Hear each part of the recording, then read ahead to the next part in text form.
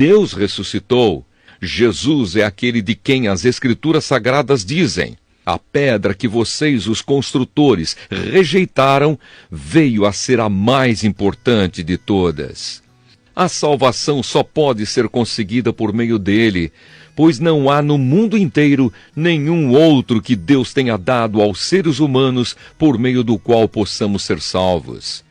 Os membros do Conselho Superior ficaram admirados com a coragem de Pedro e de João, pois sabiam que eram homens simples e sem instrução, e reconheceram que eles tinham sido companheiros de Jesus, mas não podiam dizer nada contra os dois, pois o homem que havia sido curado estava ali de pé, junto com eles.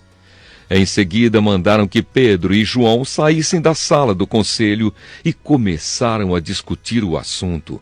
Eles diziam: o que vamos fazer com estes homens? Pois todos os moradores de Jerusalém sabem que eles fizeram um grande milagre, e nós não podemos negar isso.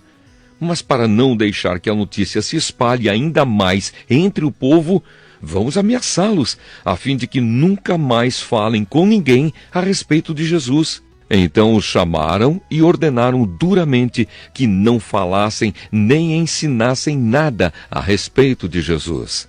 Mas Pedro e João responderam: os senhores mesmos julguem diante de Deus. Devemos obedecer aos senhores ou a Deus? Pois não podemos deixar de falar daquilo que temos visto e ouvido. Aí o Conselho Superior os ameaçou com mais dureza ainda e depois os mandou embora. O conselho não pôde castigá-los, porque todo o povo louvava a Deus por causa do que havia acontecido. O homem que foi curado por esse milagre tinha mais de 40 anos. A oração dos seguidores de Jesus. Quando Pedro e João foram soltos, voltaram para o seu grupo e contaram tudo o que os chefes dos sacerdotes e os líderes do povo haviam dito. Assim que eles ouviram isso, adoraram todos juntos a Deus, dizendo: Senhor, Tu és o Criador do céu, da terra, do mar e de tudo o que existe neles. Tu falaste por meio do Espírito Santo e do nosso antepassado Davi, teu servo, quando ele disse: porque as nações pagãs ficaram furiosas, porque os povos fizeram planos tão tolos. Os seus reis se prepararam, e os seus governantes se ajuntaram contra o Senhor Deus e contra o Messias, que ele escolheu. De fato, Herodes e Pôncio Pilato se juntaram aqui nesta cidade, com os não-judeus e com o povo de Israel contra Jesus, o teu dedicado servo que escolheste para ser o Messias. Eles se reuniram para fazer tudo o que pelo teu poder e pela tua vontade já havias resolvido que ia acontecer. Agora, Senhor, olha para a ameaça deles. Dá aos teus servos confiança para anunciarem corajosamente a tua palavra. Estende a mão para curar, a fim de que por meio do poder do nome do teu dedicado servo Jesus, milagres e maravilhas sejam feitos. Quando terminaram de fazer essa oração, o lugar onde estavam reunidos tremeu. Então todos ficaram cheios do Espírito Santo e começaram a anunciar corajosamente a palavra de Deus. Tudo era de todos. Todos os que creram pensavam e sentiam do mesmo modo. Ninguém dizia que as coisas que possuía eram somente suas, mas todos repartiam uns com os outros tudo o que tinham. Com grande poder os apóstolos davam testemunho da ressurreição do Senhor Jesus, e Deus derramava muitas bênçãos sobre todos.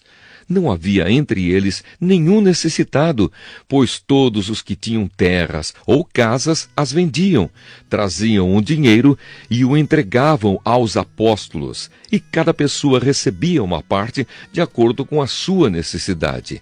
Foi assim que José vendeu um terreno dele e entregou o dinheiro aos apóstolos. José era levita e havia nascido na ilha de Chipre. Os apóstolos o chamavam de Barnabé, que quer dizer, aquele que dá ânimo.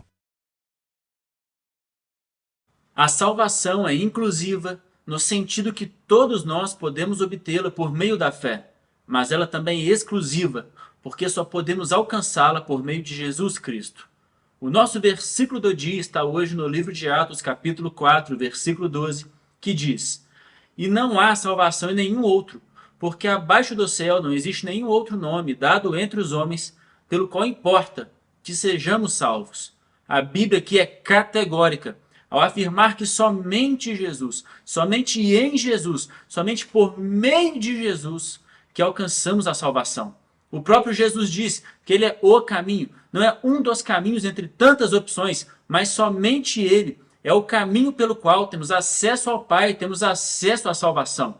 Não em líderes, não em profetas, não em pessoas boas, não importa quão boa ela seja, não importa quão relevante, ou quão rica, ou quão importante ela seja. Não, a salvação não está em nenhuma outra pessoa, em nenhum outro nome, senão o nome de Jesus. Somente ao nos submetermos ao sangue e ao senhorio de Jesus, somente através disso é que somos salvos.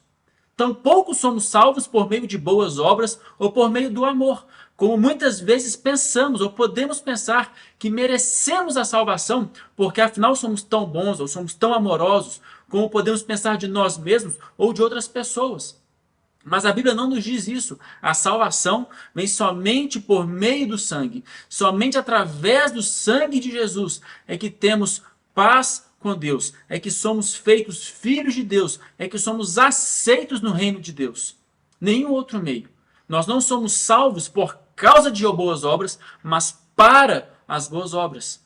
Não só nas obras, não em pessoas, não em nada, senão pela fé no nome de Jesus como Filho de Deus que morreu em nosso favor. Que a salvação alcance a sua vida e alcance a sua casa hoje. Creia em Jesus como seu único e suficiente Salvador, hoje, ontem e para sempre.